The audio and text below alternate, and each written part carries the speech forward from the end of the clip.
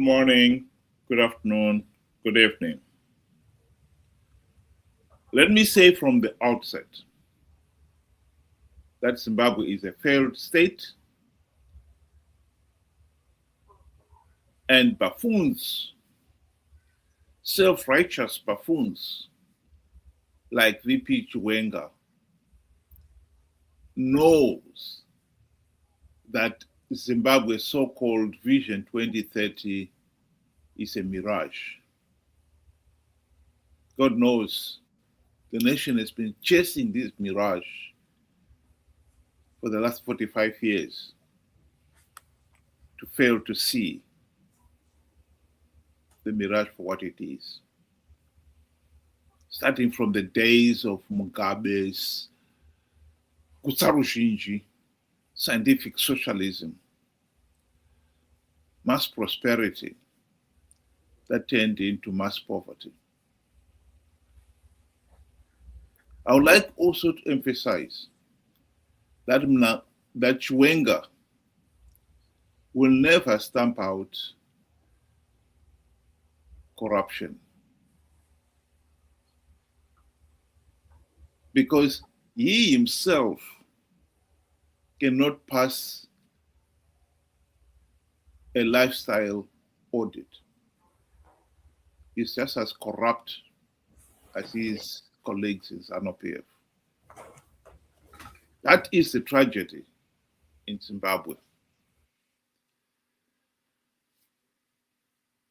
Yesterday, he was at a funeral at Heroes Eka, and he gave the usual self-righteous speech promising to end Zimbabwe's economic meltdown. What is interesting here is underlining Zimbabwe's precarious position, where those who are responsible for the country's mess have the audacity to claim that they and they alone know the way out.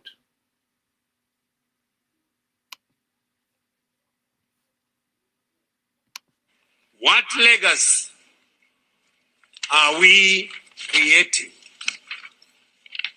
One of sacrifice, patriotic service, and the national purpose, or one of plunder? Ladies and gentlemen, the liberation struggle was not waged so that a few could prosper while men remain in abject poverty. It was fought so that every Zimbabwean could walk in dignity and economically empowered. Our duty is not to merely honor their memory. It is to implement their vision through ethical leadership, clean governance, unity of purpose, and economic transformation. Therefore, his enduring aspiration was to see that same stability, prosperity, and national cohesion firmly established in his own country, not as an abstract ideal, but as a lived reality for every citizen. We need to take note of significant progress under National Development Strategy 1 and NDS 1 as we transition into National Development Strategy 2. Defeat corruption and uphold a whole of government approach, realizing our vision of becoming an upper middle income society by 2030 hinges on our collective commitment to ethical behavior and the rejection of selfish enrichment practices. You don't have to listen to any more of that. Many Zimbabweans know that is just empty rhetoric. They've heard it so many times. The tragedy with Zimbabwe is we have corrupt, incompetent, and tyrannical thugs who are in government because they believe they have the divine right to rule the country by virtue that they spearheaded the armed struggle. This has been Zimbabwe's case. In 1980, when the country gained its independence, it was very difficult, of course, for the nation to resist ZANU-PF's overtures to impose a de facto one-party state. It would be foolhardy for an ordinary civilian to argue looking up the business end of an AK-47 rifle. During the campaign in 1980, ZANU-PF was supposed to withdraw all its operatives from the field. They did not.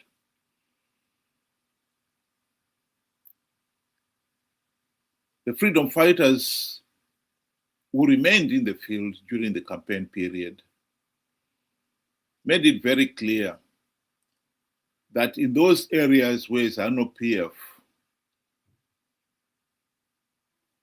Zanla forces had been dominant,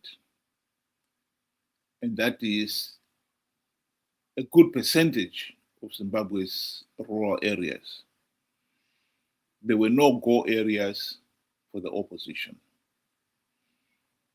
And for the ordinary people, they were told in no uncertain terms, if ZANU-PF does not win the election, the Bush war would continue. Of course, the people voted to end the Bush war, not knowing that by losing their right to a meaningful say in the governance of the country, they were not losing it only in 1980. They were losing it forever. Because ZANU-PF went on to set a de facto one-party state that has ruled the country to this day. I think it would be amiss to pretend that the country did not have the opportunity to end the de facto one-party state. It did. The best chance we had was during the GNU of 2008 to 2013. But Mugabe bribed Morgan Tsvangirai and his MDC friends who were entrusted the task of implementing the democratic reforms. He bribed them with the trappings of high office, the E-class Mercedes-Benz, for all the deputy ministers, the two deputy prime ministers, and Prime Minister Morgan Tsvangirai himself, the very generous salaries and allowances for all the incoming MDC, councillors, and MPs and senators. And for Morgan Tsvangirai himself, the $4 million mansion in Highlands. MDC leaders forgot about the reforms. And the opportunity to change, to end the ZANU-PF dictatorship was lost. That is the reality in Zimbabwe. As for the economic, there is no doubt that we have failed to achieve any meaningful economic change in Zimbabwe. VP Chiwenga was talking of Vision 2030, upper middle income status. That is just nonsense, and he knows it. Here is a South African political analyst and author giving an analysis of the situation in Zimbabwe.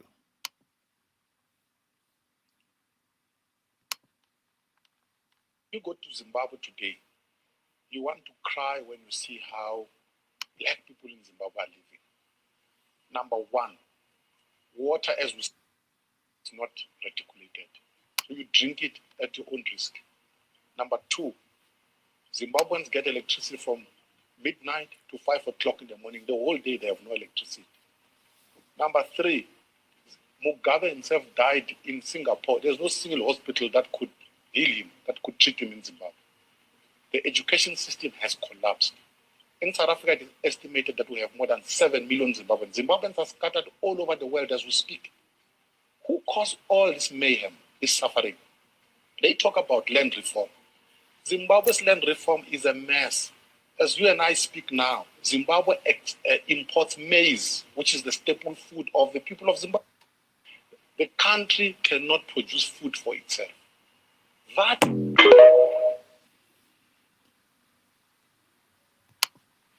That is the economic and political reality in Zimbabwe. Chiwenga is just a self-righteous buffoon.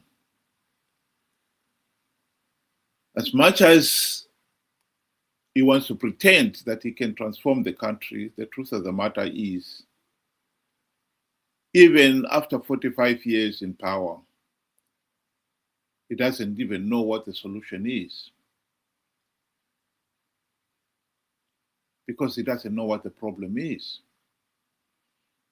And the problem for Zimbabwe is that the nation has been ruled these last 45 years by self-righteous buffoons who think they have the divine right to rule. And they cannot be held to account by anybody. So now we are caught up in this situation where the individuals who are the problem are insisting that they are the solution too.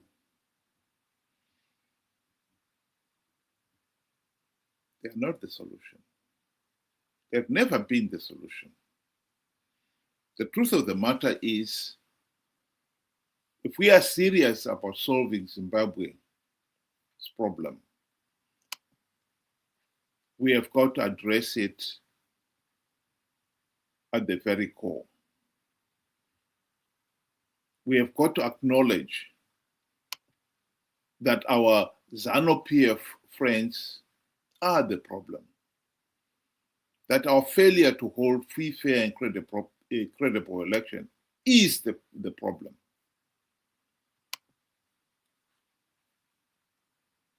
But how do you get there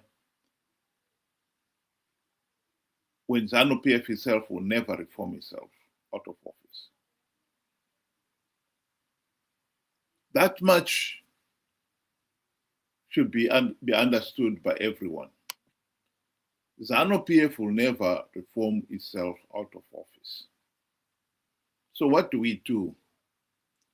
This question was asked in the late 1990s, when it became clear that ZANU-PF was rigging the elections and will stay in power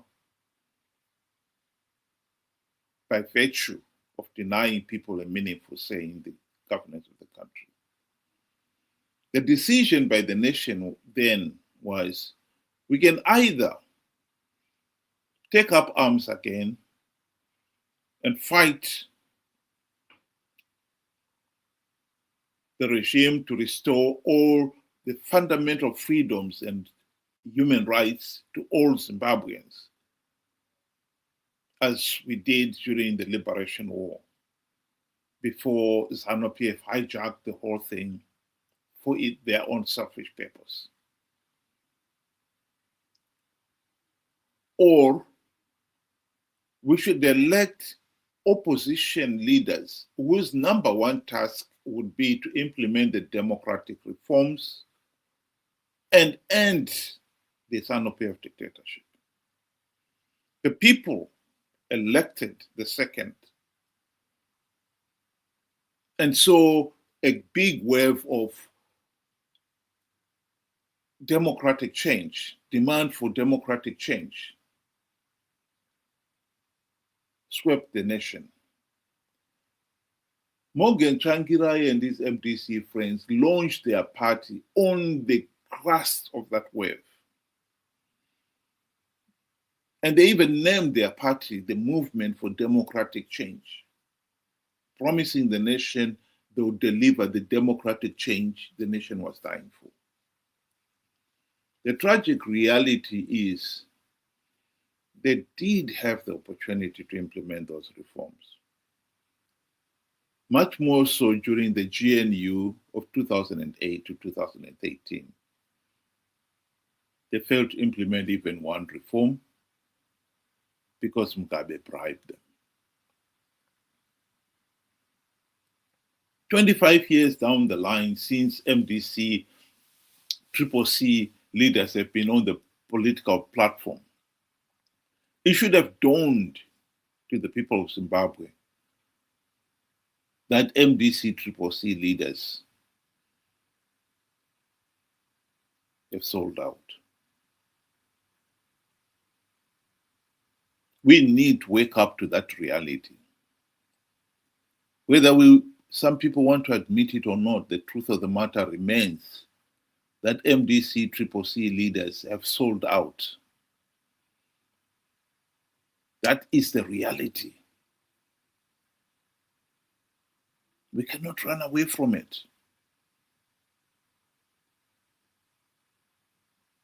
They had 25 years, including the 5 years in the GNU, to implement the reforms. They failed to implement even one token reform. We're still, since the GNU debacle, they are the ones who have been conning people to participate in flawed elections, knowing fully well that the process is flawed, knowing fully well that by participating, they'll be changing nothing. All they'll be doing is give the process legitimacy and giving ZANU-PF legitimacy. Why? Because ZANU-PF corrupted them.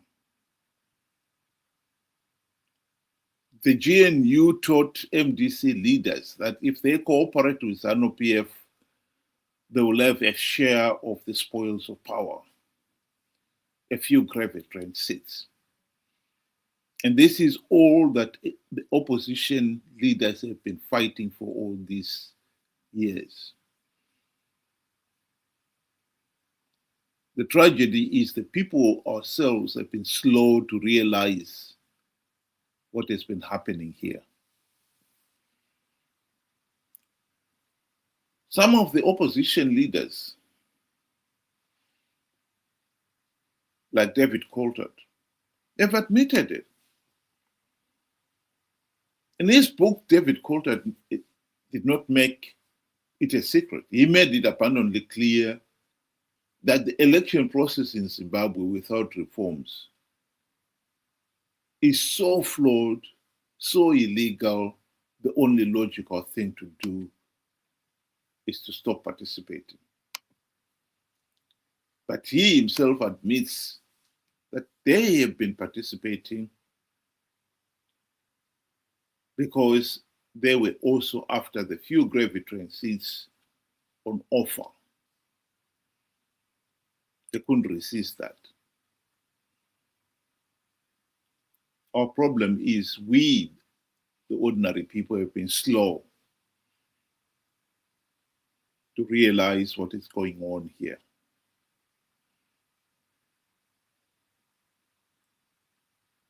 We need to wake up. Chiwenga and his fellow ZANU-PF buffoons will never change anything. Chiwenga wants to come back now and pretend he's the champion. He's going to stamp out corruption. He's going to deliver Vision 2030. This is all nonsense because we all know that he himself will never pass a lifestyle audit. He has amassed a lot of wealth through corruption. He's just as corrupt as all the other ZANU-PF leaders are. He will never allow free, fair, and credible elections. And so will perpetuate the de facto one-party state dictatorship. And as for the opposition, they will continue, and indeed some of them are already out in the field campaigning to con people to participate in flawed 2028 elections, which if people do participate, they will give the process legitimacy. And we'll be back to where we are now. The fight is on. The people have to wake up to the reality that MDC-CCC as ZANU-PF Team B in all but name, fighting for Team A to win and for Team A to have legitimacy. And as for our friends in ZANU-PF, after 45 years of telling people, promising people economic prosperity,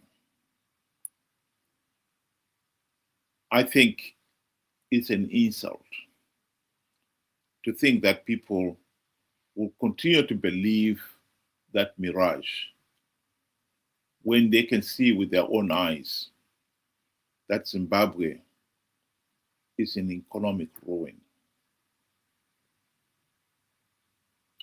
And the country will continue to sink into the abyss as long as we continue to have a regime of thugs who believe they have the divine right to rule the country. To VP Chiwenga and his ZANU-PF colleagues, ask yourself who voted you into office. Because the 2023 elections were rigged. SADC, the AU election observers, made it very clear that those elections were flawed.